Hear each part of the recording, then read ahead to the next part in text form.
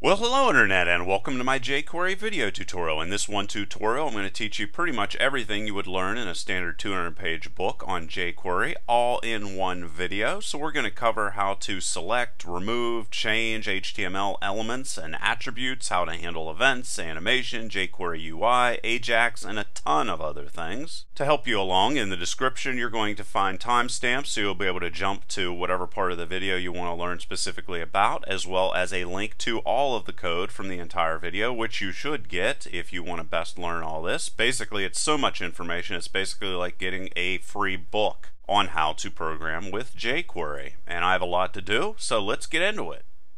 Okay, so I told you I have a lot to do, and here we are. So what we're going to have over here is just a bunch of random HTML elements, and I have them all structured so I'll be able to target them in numerous different ways to show you the power of jQuery. What you're going to want to do very first off, though, is you're going to want to go to developers.google.com/speed/libraries, and you're going to look for jQuery on this page, and you're going to copy this script right here, and you're going to paste it over wherever you want your jQuery code to run. This is all the jQuery libraries, and it's going to make it very easy. It's going to load very quickly for whoever's on your web page. And also I went and grabbed the jQuery UI libraries we're also going to use, and you just scroll down here a little bit until you see jQuery UI, and you're going to come over here and you're going to select all that, and you're going to paste it up here, of course, in your head section. And now that you have all of the different libraries, let's just jump in here and let's start playing around with all this HTML. Alright, so I have everything on the right side of the screen. I'm going to show you numerous different ways to select, change, and mess around with all these different HTML elements and attributes. You're going to want to put your jQuery code underneath of all of the HTML that is up here. And it's not important that you know all this stuff. It's just basic HTML. It's all it is with special names, so I'll be able to target that information. But as I go through, I'm going to show you what I'm targeting. So the very first thing you're going to want to do, of course, inside of your body tag is you're going to put script, and you're going to put text/JavaScript. And this is where all of your jQuery code is going to run. And we're going to be writing all of our code in between document.ready and function.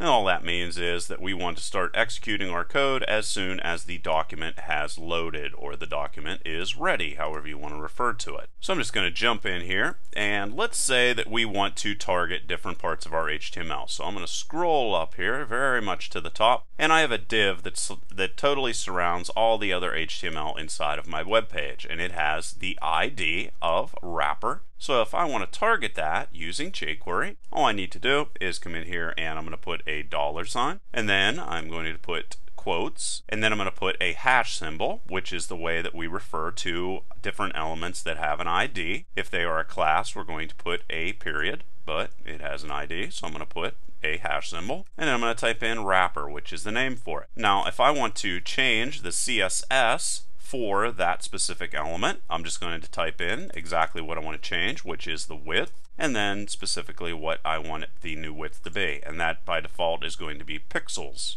And why don't we go and do a couple more here. Let's say that I also wanted to come in to my wrapper, and I also decided that I wanted a margin on this. I could do that, and let's set it to auto. Anytime that you put words inside here, make sure you put them in quotes. I'm also going to target logo 2, which is this big giant logo right here, and I'm going to do some things. It also has an ID of logo 2, and I'm going to say that I want to float this guy, and there that is, and let's float it to the left. Now, you normally wouldn't do this type of styling with jQuery, but I'm just looking for an excuse to be able to target those different things. Now let's say that I want to come in here and target this paragraph that's right here, or actually paragraph 2. Let's just come up here and let's look at it. Well, that has an ID right there, P1, and you can see this is P2, and that's P3. That's what these different paragraphs are. So let's come down again inside of here, and let's target P_2, and let's go and give it a color,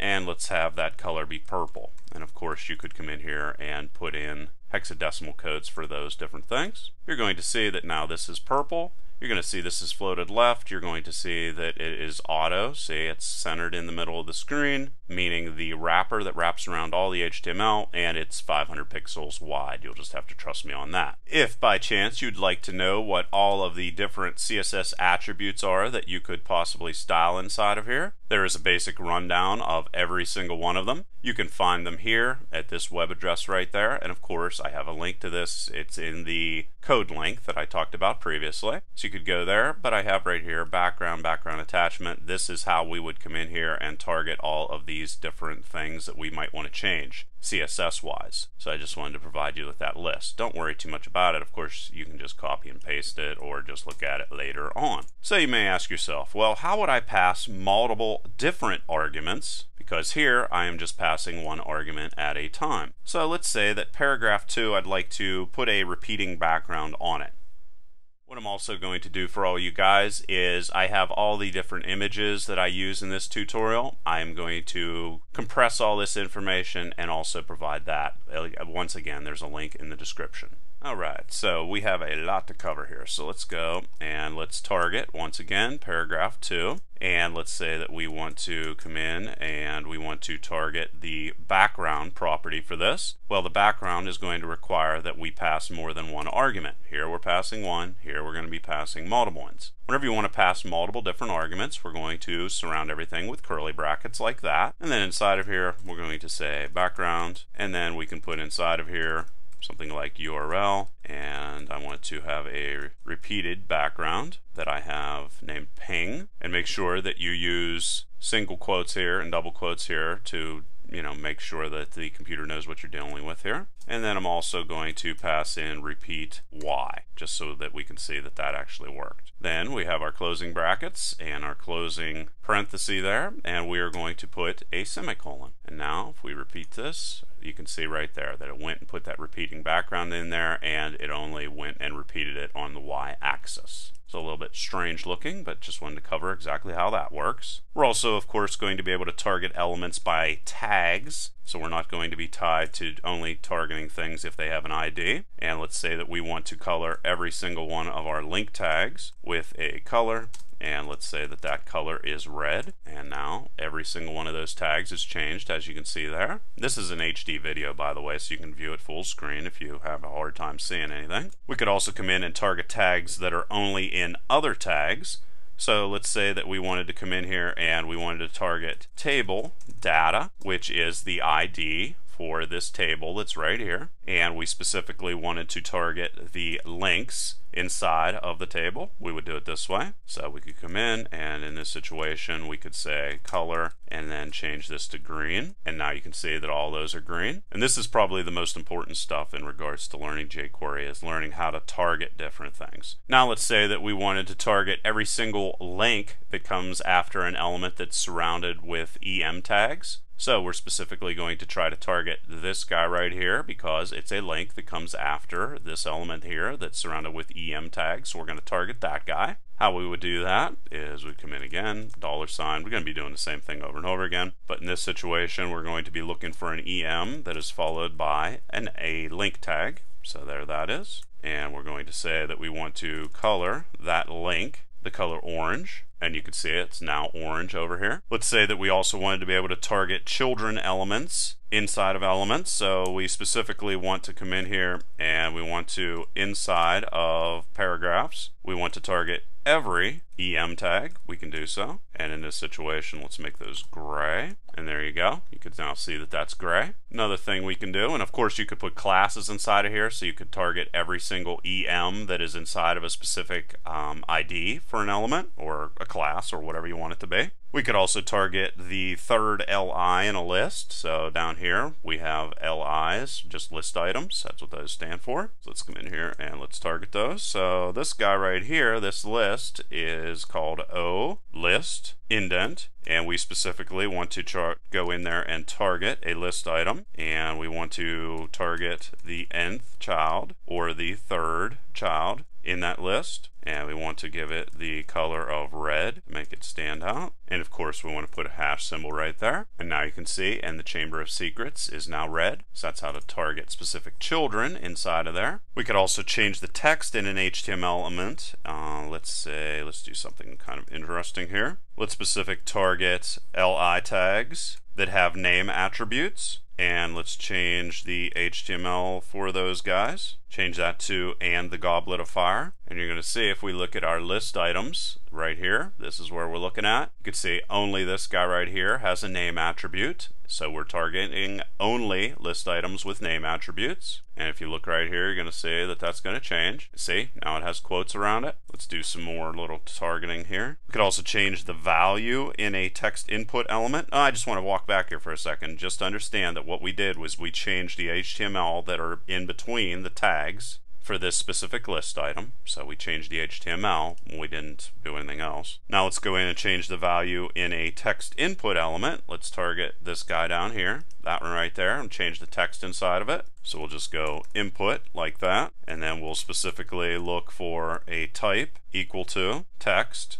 And then to be more specific, this HTML element or this input element right here has an ID of your name. So we're going to target that specific input element, and we're going to change the value. Here we use value instead of HTML, and you can now see Derek is showing down here inside of there. So whenever you want to target HTML tags and put information between the tags, use HTML. If you want to target input elements and put a value inside of them, use value. You could also target items that contain a value. So let's say we wanted to come in here and we wanted to target, once again, a link, and it's going to have an href attribute, of course. And we specifically are looking for one that contains the word Google inside of it. Surround this guy with quotes, of course, or double quotes. And then let's, just to make something stand out a little bit different, let's go in and target the font weight instead. And let's go and set it to bolder, which one of these has a link to Google. This guy right down here. And if we click on it, you're going to see that it takes you to Google. We could also target an image with an alt. So let's come in, and again, you're just doing a $sign. Everything's over and over $signs. So we're targeting an image this time, and it's going to have an alt, and we're specifically going to target the beginning of the alt tag, and we do that with a little caret symbol like that, and equals. And then we're going to type in NTT, and what we're targeting is this guy, of course, and the alt name for it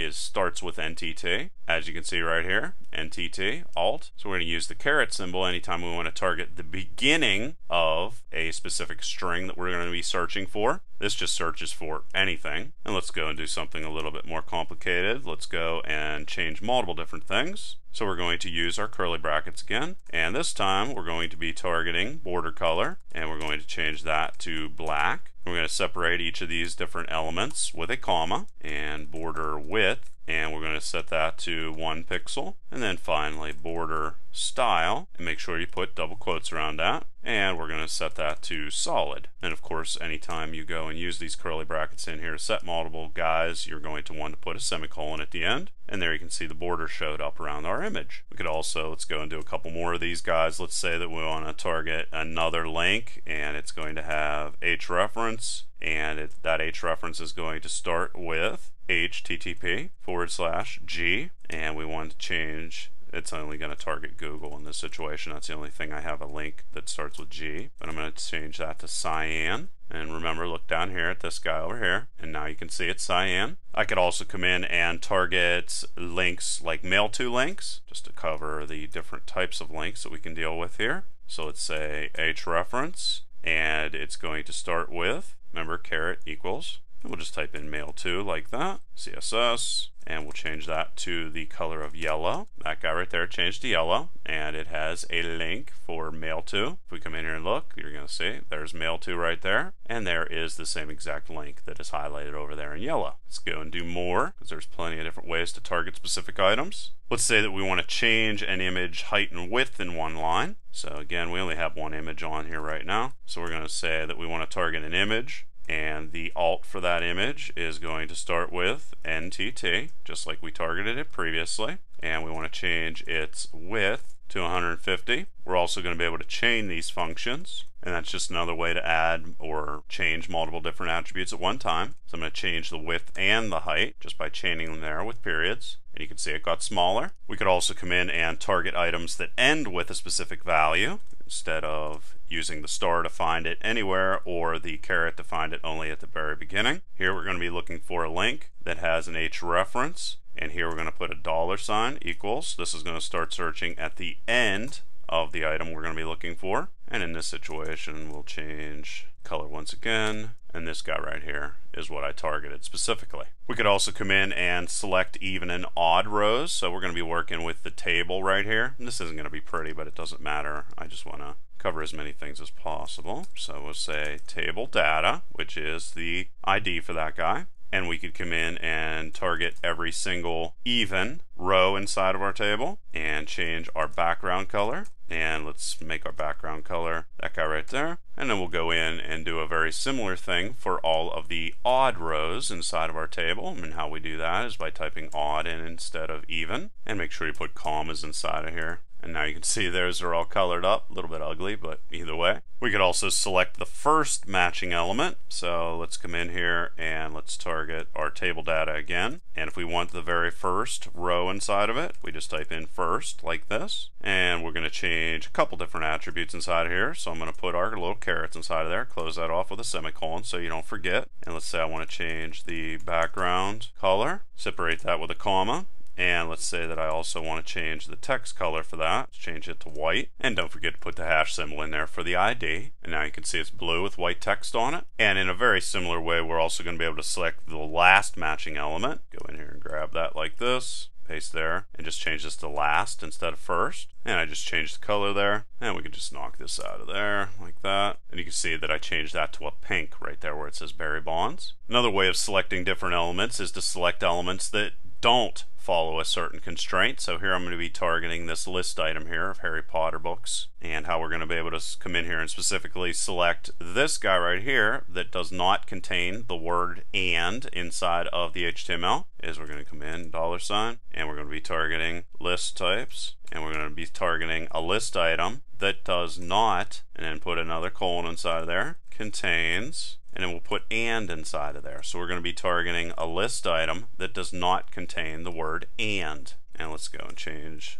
the color for that just so it stands out more. And you can see that this is also red right here. This was previously selected as red. This is the new guy. It doesn't contain the word and. You could also come in and select every element that contains a specific word. So something that does contain. So we're going to specifically look for link tags that do contain, and gravita is the specific word that I'm looking for right here. And let's change the color for all of those matching elements to blue. And you're going to come up here and gravita for a link. This guy right here has gravita inside of it, so that's going to change. And you can see that it did change to blue. So that's how to match elements if the tag does contain words, and to match elements in which they do not. We could also select elements that contain another element. So let's say that we wanted to come in here and we wanted to select every paragraph that has an I tag inside of it. And if we wanted to hide elements, we just type in hide,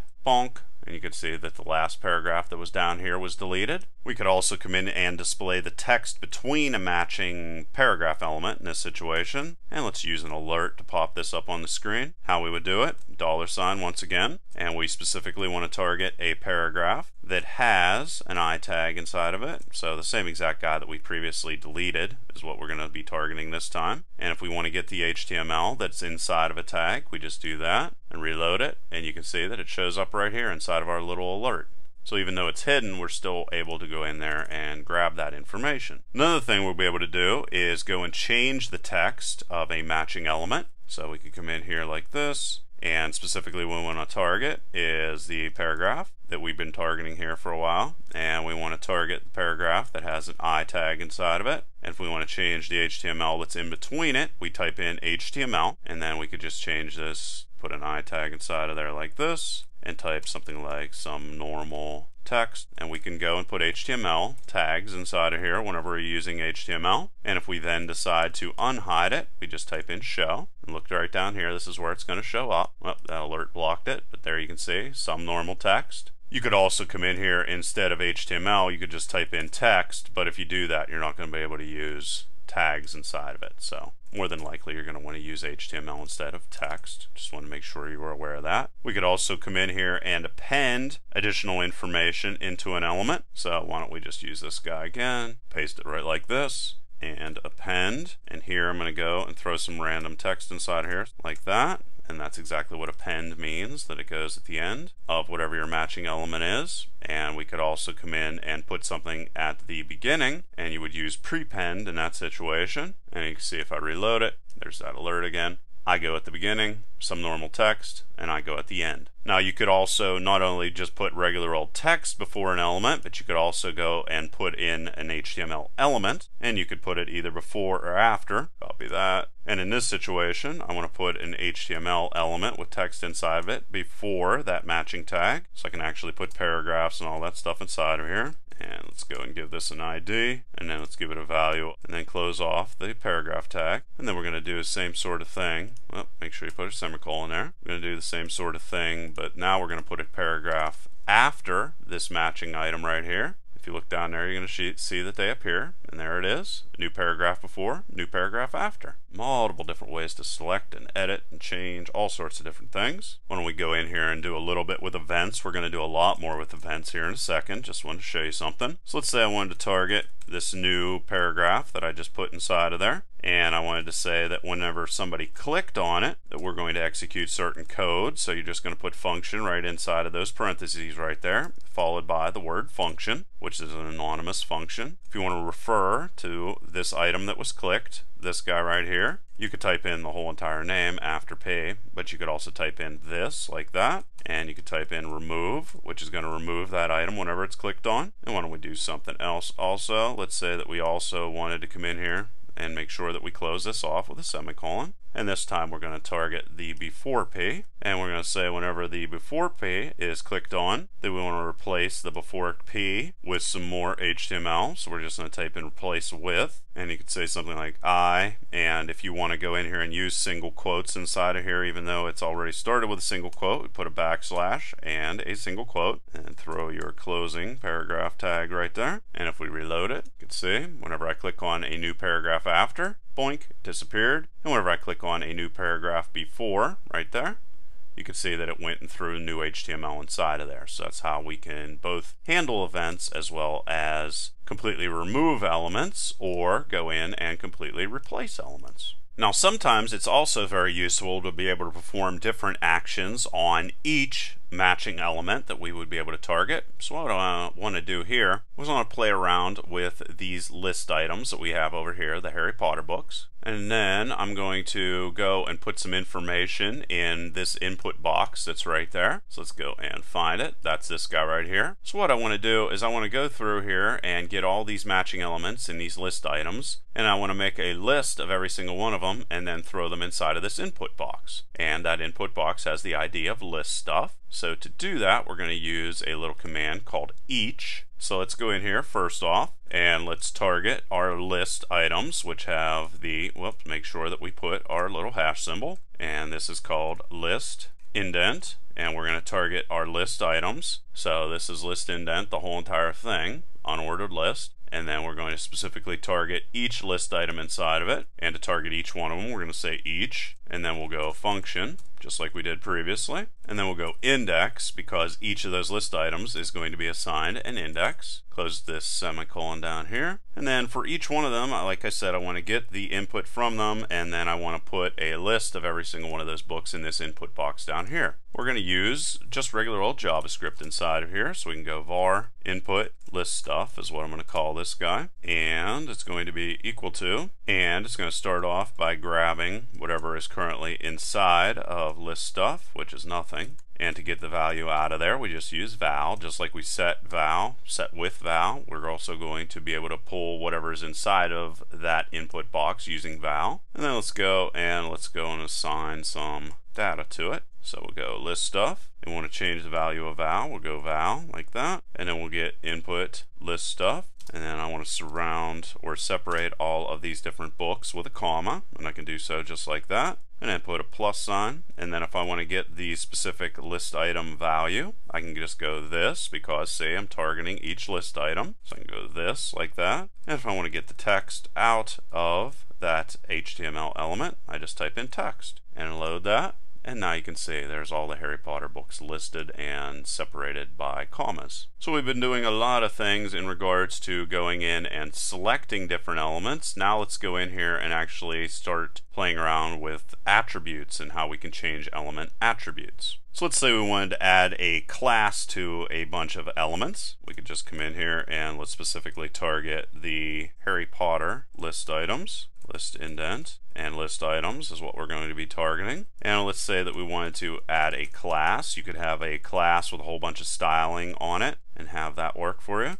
And let's say the name of this class is Harry Potter. That's how you would add a class. Now what we could do after we added that class is we could come in here and specifically target those class items directly inside of our jQuery code. Now this is a class, remember, so we're going to put a period instead of putting a hash symbol, and then we'll go Harry Potter, and now we can change the color for all those list items, even though the class didn't even exist before our jQuery code went and was created it or added them or whatever you want to call it. And now you can see that they've all been given sort of a gray color. We're also going to be able to target different classes on and off, and how we would do that is just come in here, and again we're going to target our list items and li just like we used previously, and we can say whenever we click on any of these list items we want to do certain things, and close that off. And what we specifically want to do is target the list item that was clicked specifically, and we want to toggle a class on and off. So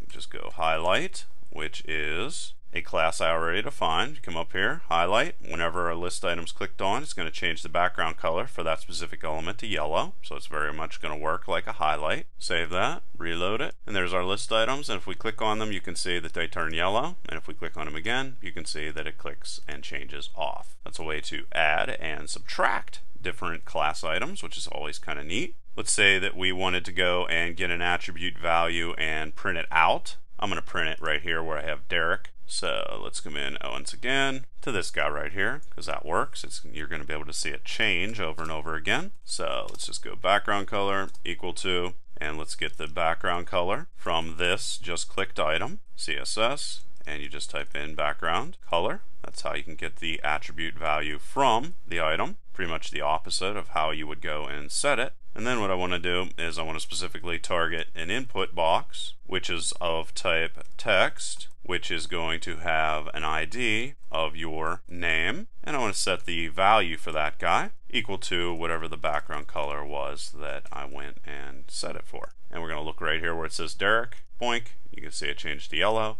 And then if we click it again, you're going to see that it changed back to white. So that's how we work with those guys. Let's do some things with the logo. Let's say whenever we click on our logo, which is the only image on the screen, this guy right here, again, we're going to target it just by referring to its ID name. And we're going to say that when it's clicked, once again, we want to perform certain actions. First action I'm going to do is get the value that is stored in the source attribute. So I'm going to go var, and that's going to be image name equal to, refer to this, just refers to logo 2, or the item that was clicked, or the item that triggered this click function right here. And if I want to get an attribute, I just type in attribute, and then I type in the specific attribute I want, which is source in this situation, and that's going to give me the value for that attribute. I'm going to come in here and I'm going to target this guy once again, grab this right here, paste that right there, and you can have an input like this guy down here come and receive information from multiple different events, of course, and this is going to be image name like that. And now if we click on that and then we scroll down here, you're going to see that nttlogo.ping shows up right there. So cool stuff. So we've done a little bit in regards to events with jQuery. Let's do a whole lot more. Let's say that we wanted to trigger certain events whenever we mouse over our logo, for example. So this guy up here. Let's trigger some events. So again, we're going to target the logo. We're going to put the event on that specific logo, and we can use mouse over. So anytime the mouse goes over top of our little image that we have there, or logo 2, we want to perform certain actions. And let's say that, let's go and target this. We could have this, I'm going to show you this just so you can see. You could also, instead of typing in this, you could also type in logo 2 there if you'd like to have it be that. And here we're going to target an attribute, and the attribute for this is going to be source. And we want to change, whenever the mouse goes over it, we want to change the actual image on the screen to a flip version of whatever that image is. So let's just change it to that. And you can see when we go over it, it's going to change and flip. However, whenever I pull the mouse off, it stays the same. Well, if I want to perform another action when the mouse goes off, let's just copy that right there. I can do that. We're just going to change this from over to out. Everything else is going to stay the same, except we're going to get rid of that horizontal guy right there and reload it. And now when I go on it, it's going to flip it, and when I go off, it's going to flip it back. See? Little animation we have right there. Another thing that's neat is we can handle both mouse over as well as mouse out events all in one place with something called hover. So let's target something different. Let's target all of our H2 tags. We can do it like that. And then we can just say hover, and again we're going to call function on this. And then inside of here, the very first thing that we do is going to be what happens whenever the mouse goes over an item. So let's just target H2 again and CSS, and we'll change the color to green in this situation. So that's going to be the mouse over event. And then we're going to close that off. And then after that, type in function again. And this is going to be the mouse out event that's going to be triggered, and we don't need that also there. And here what we'll do is we'll just change the color to another color. So that's how we can use hover to handle mouse out and mouse over all in one place. And let's just change this to black. So every H2 tag that's on the screen now, there's an H2 tag. There you can see, changes to green, changes to black, changes to green. And what's funny is I can actually change the green, they both change. And of course we could target just one individually as well. We could also perform certain actions on a double click. So let's go and let's stick with our logo 2 right here. Paste that there. And if we want to do things whenever it's double clicked, we would just type in double click and then the code that we want to execute whenever the double click occurs. And specifically, let's change the logo to something completely different. And attribute and source logo, change the image altogether. And you can see if I double click on it, say it changes into that plasticky looking thing. Boink, there you are. So that's how to handle double clicks. Another thing I have down here is I'm going to track both the mouse movements, so X and Y, and mouse clicks and mouse moves, and then we're going to do key presses and form events. So if I want to get the document's X and Y position on a click, how I would do that, this is a document wide thing I want to target here, so type in document and say if anybody clicks on the document, I want this code to be executed. Now this is an event, so we're going to throw an E inside of there, and that's going to represent the word event. And then to specifically target where they click at, I'm going to target the IDs for this input box right here and this input box right here. Let's do that. And that is going to be a $, of course, and the name of that is mclick X position. And to assign a value to that, I can go E page X is going to give me wherever they clicked on our page. And then let's do the similar thing with where they clicked Y position wise. And you can see every time they click that it is going to show you exactly that. We could also track the X and Y movements of our mouse. We're going to do it in a very similar way, so let's just copy this. Here we'll change this from click to mouse move, and then this is going to be M move X position, and change this to move as well. If we want to get the movement, we're going to use the event again, except here we're going to type in screen X and screen Y. And now you can see that it's changing every single time that I move my mouse. So cool stuff. Now let's cover exactly how we can use the event of a key press on the keyboard and have things happen. Again, this is going to be the document that we're going to be targeting here, and key press is going to be the name of the event that we're going to specifically wait for, and then this is going to be passed an event once again. Don't forget to put that semicolon inside of there. Now what we're going to do is we're going to call which off of the E object, and it's going to return a key code which we can then convert into the actual key on the keyboard and print that inside of this little input box over here where it says key pressed. So how we're going to do that is we're going to create a variable, and let's call it key pressed. And then to convert it into a key code that or the actual key from the key code, we're going to say from character code like that and call the event, and the event with the which part is going to tell us which key specifically was pressed. Now what we can do is target our little input box over here with the ID of key pressed, and we're going to be able to put a value inside of it, which is going to be key pressed. Now we can come over here and just press a key, and you can see all of the keys showing up inside of here. And you can also do capitals and numbers and everything else. Okay, so that's how we catch a key press and react to it, which gives us all kinds of cool things we can do. Now let's cover a little bit in regards to form events. One of the ones I'm going to cover here is blur, which would happen anytime somebody would click inside of an input box and then they would click out of it. That's a blur event. So we'll say input form event, and then blur is the event we're waiting for. And once again, we're going to call function, and then inside of here we will just say that we want to target the form event input box that we have right there, and then inside of it change the text to left input element. Now let's go and do a couple more of these because they're very similar. Paste that inside of there. Let's also go and call something whenever there is a change to the input box,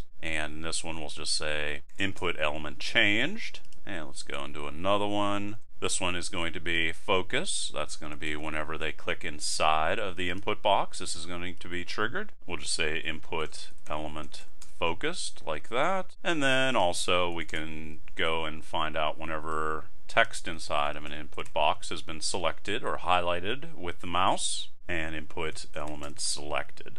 And you can see right there, input element focused. You can see right there, left input element. We could come in here and change a value inside of it. And then we could also come in and highlight it. And you can see input element selected.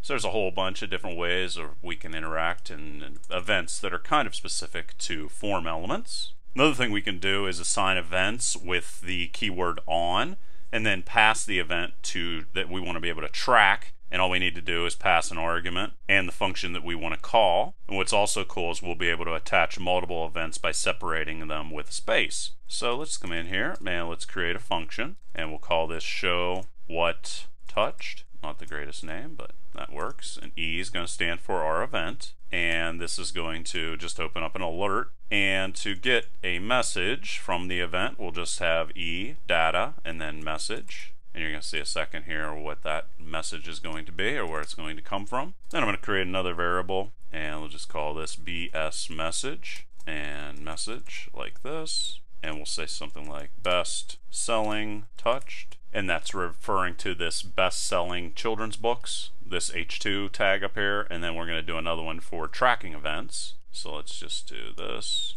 and we'll just call this TE message. And we can just change this to track events touched. Now what we can do is through the use of on, we're going to target best selling, and then we're going to use on to assign the event, and the event we're going to specifically target is mouse over, and we're going to pass a message with that event whenever it's triggered, and then we have to tell it what specific function we want to call whenever the mouse goes over top of it. And then we'll do exactly the same thing here with track events, and we'll just have this be mouse over as well, change this to TE message, and show what touched. And reload that, and you can see right there best selling touched pops up on the screen, and tracking events, when I put my mouse over that, you can see the track events was touched pops up in the screen with the alert box. And I might as well come in here and also create a real simple sort of slideshow. And I guess I also should refer to the only events that I didn't cover. Well, I covered ready, but I didn't cover it in any other way other than the jQuery is actually going to execute whenever the document is ready. We could also come in here and track a resize on the browser, something you're almost never going to use. And also we could track a scroll event. So feel free for homework to go and check those guys out if you're at all interested. And what I'm going to do here is create a little slideshow like I said.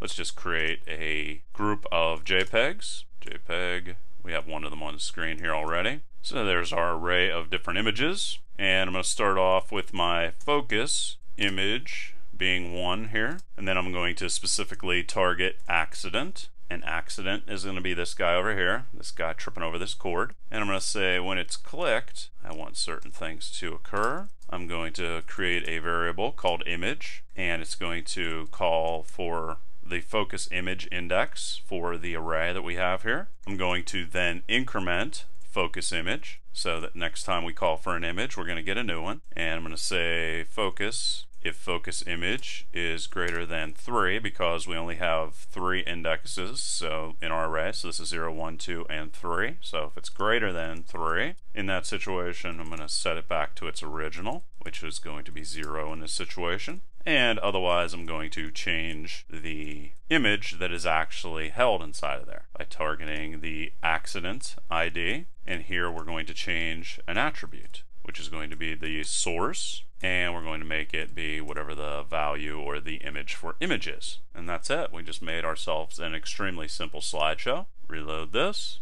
Let's get rid of that.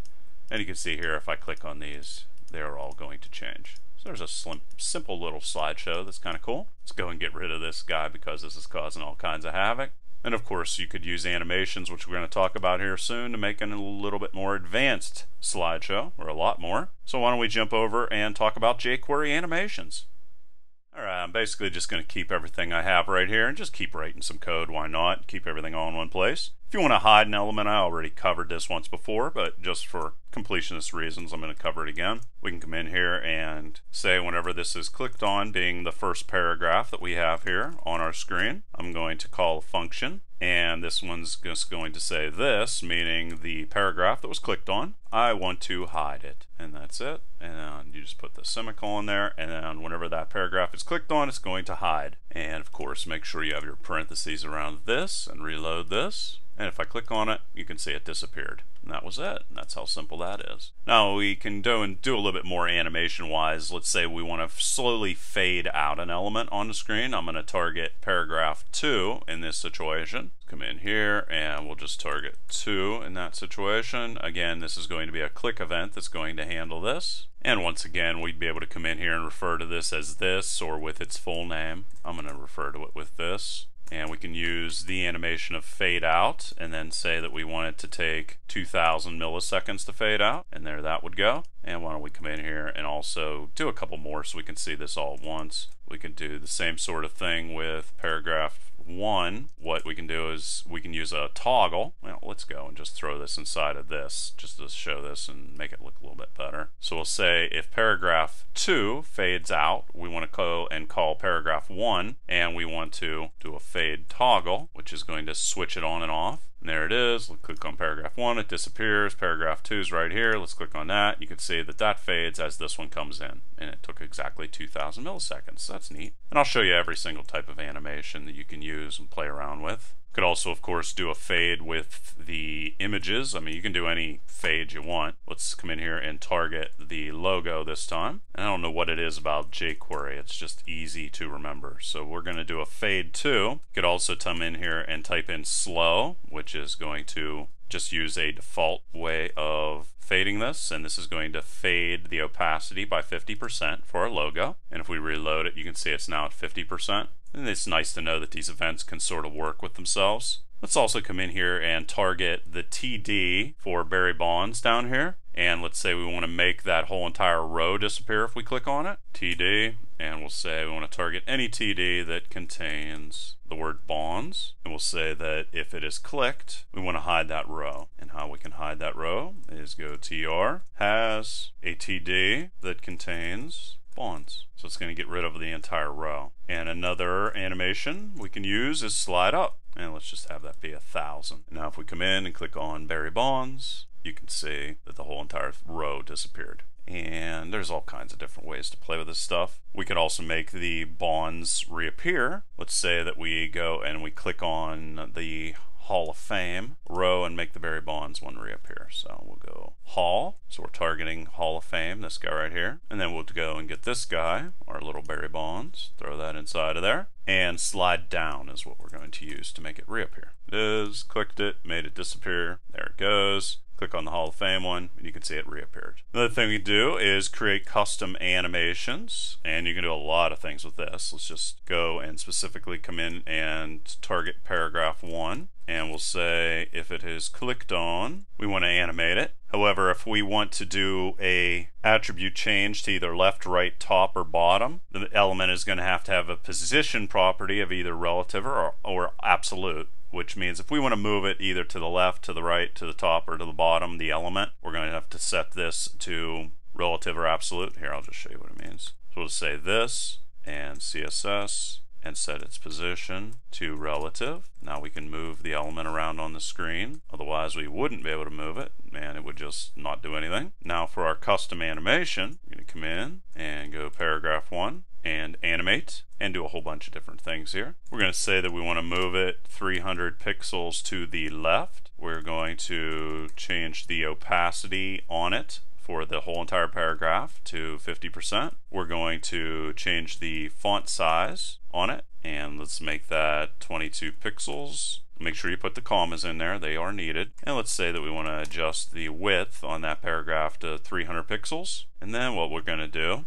is you're also going to have to pass along how long you want it to take, so 2000 milliseconds. And the animation you want to use, I'm going to use ease in quad, and I'll show you all the different animation options that are available. And then I'm going to call a function on top of that that's going to be triggered after the animation, and it's just going to go and open up an alert box that's going to display all done on the screen for us. And make sure we close off that. Let's go in and get rid of some of these other things that are going to mess this up and reload it. And if we click on paragraph 1, you're going to see it's going to move, it's going to animate itself. That little alert pops up, and it also changed the opacity on it and changed the font size and a whole bunch of other different things. So there's a whole bunch of different things. Oh, I told you I was going to show you all the different animation options that are available, and here they are. There's every different animation option that you have available to you with jQuery. Ease in quad, ease out quad, da-da-da-da-da. There's a whole bunch of them, and of course there's a link to this in the description. Now let's jump over and take a look at jQuery UI. Now jQuery UI is a plugin that has a whole bunch of effects as well as user interface tools that are available to you. And you're going to use different themes depending upon what styles you like or prefer. And you can find these different themes at jQueryUI.com theme roller. And I'm going to use this one right here, which is the start theme. And all you do is you find the theme that you like and you click on download and download that theme. And then this is going to be downloaded. You're going to open it up. Everything's the same on Windows and Mac and everything else. And then you're going to get this guy right here that has min in it, jQuery UI min. And you're also going to get this guy right here. So you're going to get the two that have min in the name. So there they are. And then you're going to create, or at least this is what I did. You can do it however you like. But I have the JavaScript file, and I pasted that inside of a directory on its own. And then I also created a CSS folder, and that's going to have all of my images that I'm going to use, the images that come with the jQuery library, as well as the jQuery UI min CSS file that we have right there. And that's how I'm going to be referring to it. And like I said, I'm going to have all this stuff on my website. You can download it, so you'll be able to use all these images. Okay, so now you can see the way that I referenced the CSS directory and the files, the CSS file from jQuery UI, as well as the JavaScript from there, and I put that, of course, up here inside of my head tags. And I have all this, of course, in style tags and different little things that I'm playing with here. But that's not really important. What I'm going to specifically target in on here is creating all the different UI elements that are available, and there's a lot of them. Now to work with these guys, once again, you're going to come in here, document ready function inside of script tags, right like that. And the first thing I'm going to do is I'm going to create a menu. So I'm going to target sh menu, which is this guy over here. You can see this unordered list right here that has the ID of sh menu, and I'm going to turn this into a menu using jQuery UI. So I'm just going to go $, once again, and it's an ID, sh menu like that, and I'll cover all of the different options that are available to you, or at least ones that you'll ever use. And what we're going to do here is I'm going to target where it is going to be positioned, meaning the menu that pops up on the screen, and I'm going to say my, which is a reference to the actual menu item that's going to pop up on this screen, and I'm going to say that I want it to be centered and in the topmost position at, and in this situation I'm referring to this item up here, so X-Men and Defenders. So my is going to be the Angel and Cyclops and all that stuff that pops up, and at is going to be reference to this guy, so we're going to line them up that way. So I'm going to say center and bottom, and then come down here, save that, reload it, and you can see that it went and created all those different items. And you can see also how they line up. So I'll take my hand out of that, and there you can see. See, center bottom, so it's lining up all the other additional things in the center bottom underneath there for all the different menu items. So that's how you create a menu. Pretty simple with JQuery UI, isn't it? And everything, of course, looks really nice. Let's go and create an accordion thing for the Batman, Flash, Superman stuff right here. And I went and gave all of those different guys the accordion name. So let's come up here so we can see that. There it is, ID accordion for all those. So let's copy this, come down inside of here, and we're going to target it exactly the same way that we targeted everything else. Accordion. This guy's going to have a lot more options, however, so we'll go accordion. And here I'm going to define the slide animation, and you can put in a slide animation or not, or you can put a length in this situation. I'm just going to put a length of time that it's going to take to do the slide. With active, you're going to be able to define what tab shows up first. So I'm going to put 1 in that one. Collapsible. If collapsible is set for true, if they click on the tab, it's actually going to collapse everything on the screen. It's a little bit easier to actually see what that looks like. So we'll just set it to true so you'll be able to see what it looks like. We can also define the event that is going to trigger opening up all the additional information. Oop, I typed in trigger instead of typing in click. And then the final thing is height style. And this is going to define if the height of the box that opens up for our accordion is based off the content. And in that situation, we're going to type in content. Or if it's based off of the largest, content window. And all we did, save that, reload it, and you can see, there they are. They opened all up, and exactly how that works.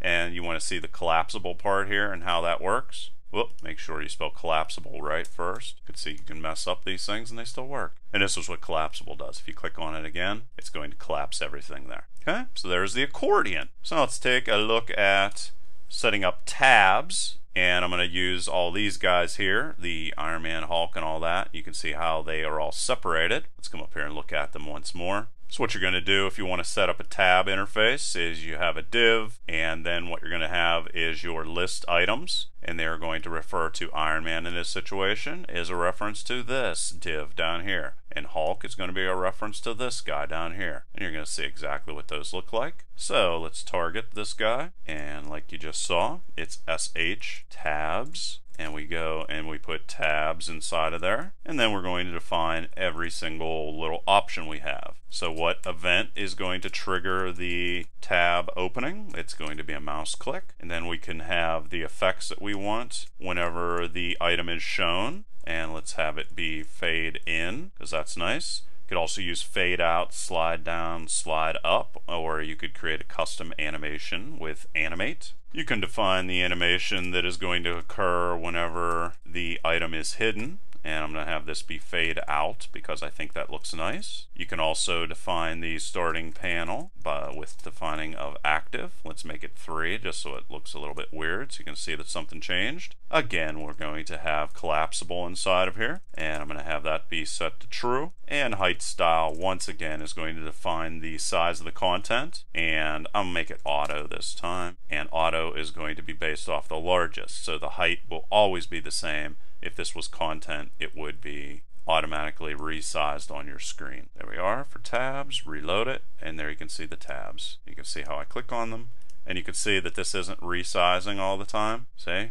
If I come in here and type in content, you're going to see that it resizes. So sometimes you want it to resize, sometimes you don't want it to resize, whatever works for you. See how it moved? See? It's getting bigger and smaller depending upon the content. And that's how you set up tabs with jQuery UI. Another thing that's very neat is we can create a draggable or resizable dialog box. So I have right here a random dialog box that contains important information. Well, the ID for this guy is going to be custom dialog, and we'll just call it dialog. And this guy has a ton of different options that are available for it. We can define, is it going to be draggable? Well, we're going to make it true, and that is set true by default, so you don't need to put it in there if you don't want to. Is it going to be resizable? It's also set true by default. I'm going to make it so that it can't be resized. You can define the height of your dialog box. You can throw anything inside of your dialog box, buttons, anything you could ever imagine. And let's make the width 300, and let's set modal to true. And if this is set true, the user can't do anything until the dialog box is clicked on. It's actually going to black out the background, so they won't be able to do anything on your website unless they do something with the dialog box instead. We can also define our position. It's going to go in the middle of the screen if you don't do anything with the position. And I'm going to have my, which is a reference to the dialog box, center top. At is going to be the position in the window, so let's have this be center bottom. And then we could even come in and say of and target exactly inside of the browser where you want this to show up on the center bottom. And in this situation, I'm going to have it be the item that has open dialog as the ID, just to do something a little bit funky and weird. And also we can define a delay for showing our dialog box. Let's just make it 1000 milliseconds. We can define the delay for our hiding of the dialog box. We could also define if it's going to auto open when the document opens or not. Let's set this to false, and instead I'll have it open whenever I click on something. We can create buttons for our dialog box, and they can do whatever we want. So let's just go and create another curly bracket right here, and we'll have one of the buttons be OK, and the function that is going to fire whenever that specific OK button is clicked on is going to be all this stuff inside of here. We could also reference an outside function, and I'll say open dialog HTML, change the HTML, and say you clicked OK. So that's going to display on the screen exactly what was clicked on. And then I could say this and dialog and close the dialog box after the OK button is clicked on. That's how that's done. And we can put as many buttons on here as you'd like. Could also have another one be cancel, and just keep going as long as you'd like. So let's say function again, and here we'll do the same thing pretty much. So there's that, and we'll say you clicked cancel instead, and we'll close the dialog box once again, and there's all that stuff. So you can see all the different ways we can work with dialog boxes. And let's go and target this guy, this link over here called open dialog, and we'll say when it's clicked on, it's going to open up the dialog box so that you can see how that would work. So the ID for that is open dialog, and we'll say if it's clicked on, call a function. I know for one thing you're definitely going to know how to handle click events because you've seen that a lot of times. And then we'll just call for our custom dialog by ID to open. And how you call for that is by going dialog open, just like you closed it by sending close to it. It didn't, however, show my little buttons, and the reason why I have resizable spelled wrong there, and this is supposed to be buttons, not button. And now if we reload it, you're going to see that it shows up perfectly, and there we are. And we'll just click on OK, and you can see that I also changed that to you clicked on OK. So that's how we can create some custom dialog boxes as well. When we come in here, and I'll also show you how to do a tooltip. So let's come in and say that we want to target anything that has a title, and we want to open up a custom tooltip, and that's all we do. And if we come up here, we can see that Open Dialog has a title on it, and if we go over Open Dialog, you can see a custom little tooltip box up there. So we got tooltips as well. Let's go and look at some of the cool things we can do with forms. Let's go and make a custom select menu. So let's come into the present, this guy over here, and we're going to change this guy right there to make it look a little bit nicer. And we'll throw a custom select menu on it just by going select menu like that. And we'll define the width on that to be something specific like 200. Can't really do much with that. Reload, and now you can see it's custom. Looks a little bit nicer than it did before. It definitely matches with what we had. Another thing we have here is we can use a date picker. So instead of coming in here and typing in a date, we can have a little calendar thing pop up, and it has a million different attributes to it. And the name for that is birthday. And to get the custom date picker, just type in date picker like that. And now we'll go through all the different attributes. We can have it show a month drop down so that they can switch to the month very easily by just giving this the value of true, and you'll see what that looks like in a moment. We could also allow them to easily change the year by coming in and setting that to true as well. And of course, come in here and change these to false and see how it changes. That's basically what I consider homework for you. And format, if we want to show the month by name, we put MM. If we want to show it as a number, we put lowercase. So uppercase is going to show the actual date. Then we'll have the day of the month or whatever for the birth date, and then we'll have the year, and that's going to define exactly how that date format is going to show up after they click on it in a calendar. You'll see that in a moment. We can define the number of months to display. I prefer one always. Otherwise, they're going to show you multiple different calendars on the screen. Again, play with that. We can define a max date by defining how far into the future they could go. I know for a birth date it doesn't make sense to have a date in the future, but I just wanted to show you that. And min date, and let's say 3650, something like that.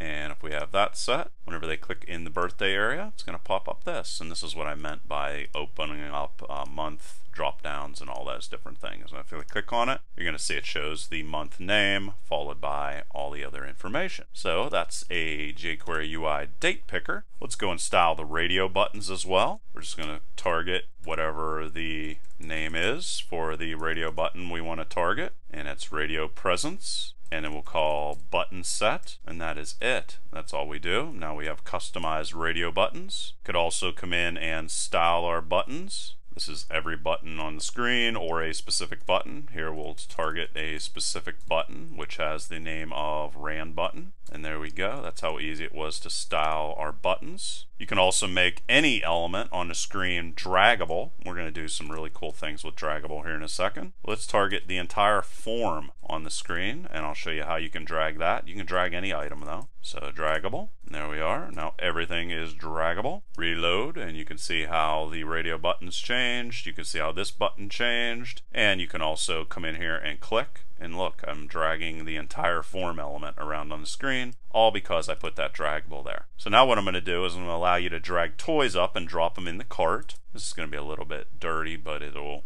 pass. So I have all the different toys labeled differently with toy 1, and to make it draggable, just go draggable, and there they are. They're draggable now. And I can do that with all the other toys that I have there on the screen. So there's that, and this second toy, and the third toy. Now I need to have a place where I can drop the stuff. This right here has the ID of cart div. So I'm going to say I want to be able to drag my toys over and drop them on the cart div element. And to make items droppable, you just go droppable. And this is going to have a bunch of different attributes that we're going to be able to set so we can define what happens. We're going to be able to add a class so that specific things happen whenever the droppable things are dropped onto our droppable item, which is this div. And we would just have this be highlight is one of the classes that I've defined here. There you see, highlight. Background color yellow, so that's going to change on that droppable item. And let's go and do a couple more of these. We can also define a hover class,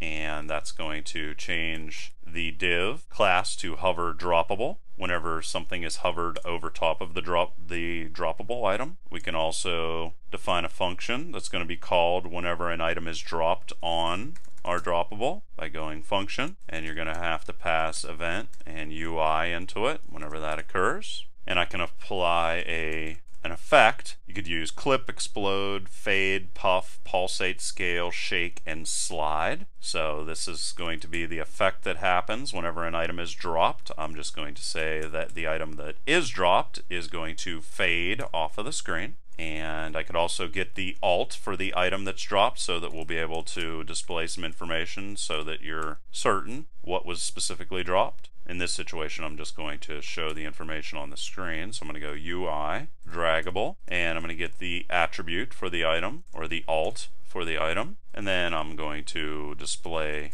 the item that was dropped in an alert. Of course, you could do things like updating databases or whatever. So added, like that, and then get the item alt that was dropped on there. You're going to be able to do different things like this for a whole bunch of different things. So let's go and just copy this, paste this inside of here. We're also going to be able to define the class of elements that can be dropped. That would allow you to have multiple different droppable items, but only allow them to drop certain ones. So all of these toys have the class name of toy. So all of those will work, but nothing else can be dropped, like the form element can't be dropped on our little shopping cart. You're also going to be able to define if elements currently can be dropped onto our droppable item or not. I'm going to have that be false, which means that it's not going to be disabled. You can also add an element when a droppable item starts to drag. So whenever they start to drag a droppable item, we're going to call a function, and it's going to get passed an event and the UI itself. And in this one, I'm going to append a cart message inside of here. It's going to look a little bit ugly, but that's okay. So cart message, I'm going to say remove because it's potential that there could be multiple different cart messages inside of there. And then I'm going to say this, meaning the element, the cart div is what I'm referring to. I went and did that thing again. Make sure you put the parentheses in the right place. And I'm going to append on there a span that's going to put a little bit of information. So ID is equal to cart message, and I'll say drop toy here. So whenever an item can be dropped, it's going to pop that up. Let's go and copy this. Put a little comma there. Do a couple of these different guys. There's also going to be deactivate, and this is going to be called when an item isn't dropped in our drop zone. And I'll just leave everything else here be exactly the same, except I'm going to say something like you want it. There's another one called over, and this is going to be a function that's called whenever a droppable is over top of a cart, and like we have here in this situation. And then I'll just come down here and say something like drop it. And then finally the last one's going to be out, and this is going to be the guy that's going to be called whenever the little toy is no longer over top of it. And here we'll say something like no, because it looks like they're not going to buy a toy from us. And then that's it. Those are all the different attributes. If I did all that right, reload it, and you can see how the toys are working. And see, you want it. And then if I drop it on there, you're going to see item added duck, and then this is going to disappear because of the animation. And there it goes, went away. So there you go, guys. That's an overview of all the different UI elements that are available to you with jQuery. And now I'm going to take a look at how we can use jQuery to make Ajax very simple. Okay, so Ajax is going to allow us to pull information from the server without reloading our page, which is very, very useful. We're going to be able to call sorts of different functions numerous different times. And I just have basic HTML here, and what I'm going to do is pull information from a text file. Over here I'm going to send a number to a function on the server, and it's a PHP function, and it's going to return the value of that multiplication, or I'm going to double the number. And then whenever I click on this, it's going to return XML data. I have one text file called text from server, and it's just going to have some just random text inside of it, and it's going to return that. You can see right here some PHP.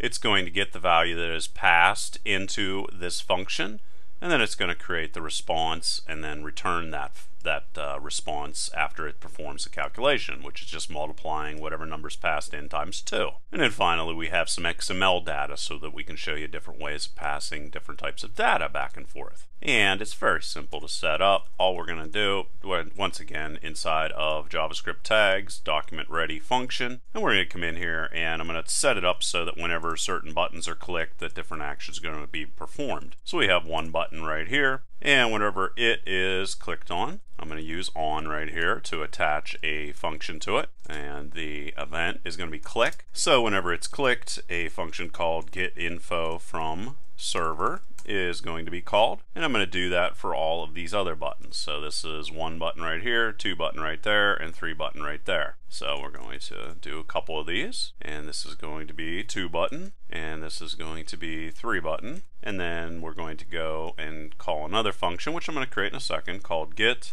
double from server. And of course you're going to have a server installed on your computer to be able to do this, to execute the PHP. All the other stuff doesn't require a server. And then this is going to be called get XML from server. And then we just have to create all those different guys, and I'm going to create them actually outside of here, just inside of regular old JavaScript. And the first thing I'm going to do is pull text from a text file that's on the server. You saw the text file. So now what we need to do is come in here and actually create the function that's going to be executed whenever they click on the first button. So get info from server, and it's not going to receive anything. And then to actually call for that file on the server, we just go $Ajax, and then we're going to define exactly what we want to use here. Very first thing we're going to use or define is what type we want to use, and type's just going to define the type of request we're going to make, which is either a get or a post. and we're going to be getting information from the server. So let's just type in get, then we'll have our URL. It could be a full URL, but in this situation it's just a text file that's on the server in exactly the same location as the JavaScript in this situation, so we can just do that. And then we're going to define the function that we're going to call whenever there is a successful piece of information sent from the server, and that's going to be called post to page, like that. And we can close that off, and then we're going to have to create post from page or post to page. So function post to page, and it's going to be receiving the data, which is going to be the text from the text file, and the status, something goes wrong. And then what we're going to do is we're going to update this guy over here so that it's going to put some information inside of there. So we're going to say first, which is the ID of that guy, and then change this to text and the data that comes from the text file. And reload it, and it says waiting for message. Click on this, and you can see that it pulled that information from the server. So that's how we would pull some text. Now let's go over and let's do a multiplication. So I'm going to create our other function we need here. As you can see, get double from server. We're just going to create this guy right here. Function, get double from server. And this will demonstrate how we can execute code over on the server. So we're going to go into this span, and we're going to call load, and here we're going to define the PHP file that we would like to load and work with. And then inside of this, and it's going to be passed the number that is put in this input box right here. As you can see, if we come up here inside of our form area, which is this guy right here, what we're going to be passing is this data right here, and that's going to be passed over into the PHP file. And how we do that is we need to encode the form elements in an array of names and values. So we're going to target the form here, and it's just called the form, and then to encode them into names and values, we call serialize array, and that's going to be passed inside of there. And then if we go over into get double, you can see that what we're specifically grabbing is data. And if we jump back over inside of here, you can see that the name of this information is data as well. So it's going to get this right here, whatever's inside of there, and send it to the PHP script. And we can reload that, and I can throw 5 inside of there, and you can see right there by clicking double number comes back with that information. So pretty neat. So that's how we call a function over in PHP. And here I want to define that I want to be able to receive XML data from the server as well, and this is called get XML from server. So let's copy that, paste that inside of there, and here we're going to call Ajax again, $.Ajax, like that, and then we just define all the different things we want to use. Type, once again, is going to be get. URL that we're going to be calling is customer.xml, because it's in the same place as our JavaScript. And we're going to define data type this time, and the data we're going to be pulling over is XML, so we're going to define XML. And then on success, we're going to call a function called post to page 2, which we're going to create here in a second. And then that's all closed off. And now I just need to create post to page 2, which is just going to display that XML data. So let's create another function, post to page 2, and it's going to be passed back some data from our server, and that's going to be the XML data. And here I want to cycle through all of the data that's returned, because there can be more than one customer, and customer is what I'm going to be looking at. So you can see right here, this is what I'm going to be looking for, customers and customer. So I'm going to look for each of the customers. I'm going to be performing function, so we're going to use each again, which I showed you previously, and then we're going to call this special function that's going to cycle through and output information. And I'm going to come through here and then be able to grab all of the specific little pieces. Attribute, and I can grab my ID, customers, you could see, has an ID of 0, right like that. Come in again, and let's go and get our first name. And to get the first name from the XML data that's passed back, we're going to go this and find, and since it's going through each of those individual elements, we can just grab them like that